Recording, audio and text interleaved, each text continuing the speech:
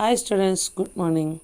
Today we are going to discuss about the age of revolution. It is our next chapter. In the first chapter you learned about nationalism, its origin and spread.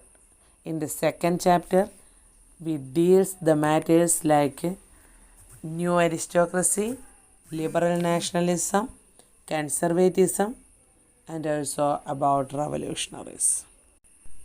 Today we are learning about the idea of romanticism, the popular revolt, and also the revolution of various liberals.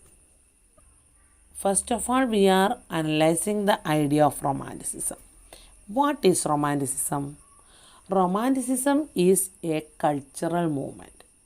It helps to create a particular type of national sentiment. It was developed through a group of artists and poets. They glorified the past cultural heritage instead of glorifying reason and science. The Romanticists, such as the German philosopher J.G. Herder, tries to find out the true German culture through the folk songs, folk poetry, and folk dances. Such writings and creations help to find out the real culture of land and the culture of common people. It helps to find out the original identity of each culture. Likewise, folk culture becomes an essential part of national building also. This folk culture bring out the importance of vernacular languages. It bring a new awakening of nationalism or national spirit and also a new message to large number of audience. All these were exhibited in the case of Poland and Greece. Even though Poland was not an independent territory, a feeling of common identity and a feeling of oneness were kept among them through the vernacular music and language. During that time also, Poland was under the control of Russia. Russia compelled the people of Poland to avoid their language even from schools. But in 1831, an armed rebellion took place against the Russian rule. But it was crushed or failed. But even after the Polish language began to use as a weapon, it is used as a language of religious instruction. As part of that, many bishops were sent into jail. Some of them were sent to Siberia by the Russian authorities as a punishment.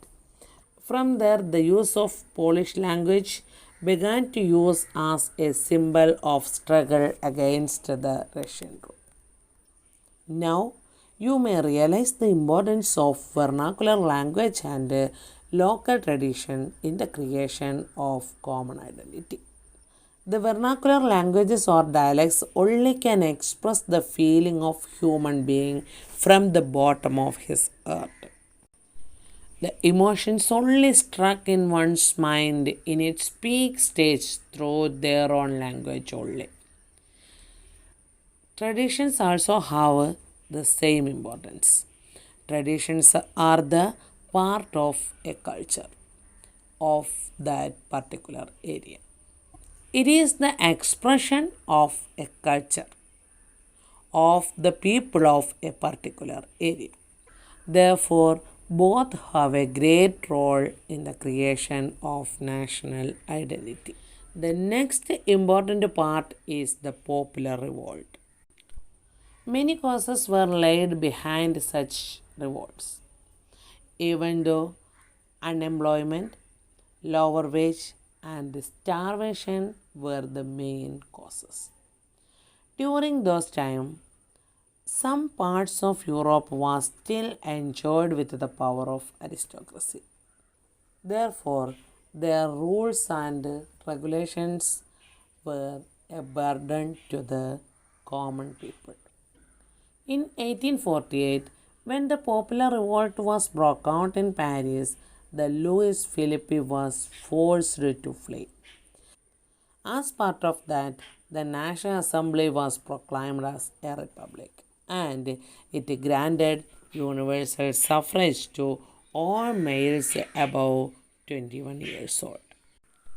Another revolt was broke out in the year of 1848 in Silesia by a group of weavers. It was by demanding higher wage. But in this revolt, about 11 weavers were killed. A number of liberalist movements were also raised during these years. It was led by the educated middle class people. Their main demands were a constitution, the freedom of press, and also the freedom of association. They also tried for the creation of nation states. For example, in Germany, the educated middle classes like professionals, businessmen, and prosperous artisans were demanded to vote for making a German national assembly. Another word emerged during this period was feminism.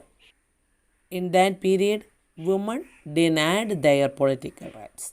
Therefore, they formed their own political associations, founded newspapers, and taken part in political disputes and demonstrations. They were also demanded for their right to cast vote. All these are the proven issues of liberal minded people to reject the conservative thoughts. Even though conservatives tried to suppress these movements, they couldn't take the order system in back. And they were compelled to introduce some changes like the abolition of bonded labor. Now our chapter is over. From this chapter, you learned about the idea of romanticism, the importance of vernacular language and culture in the creation of national identity, the popular revolts and its causes, liberalist movements, and the emergence of the idea of feminism. I hope you understood these portions very well. Thank you. Thank you for all. Take care. Bye.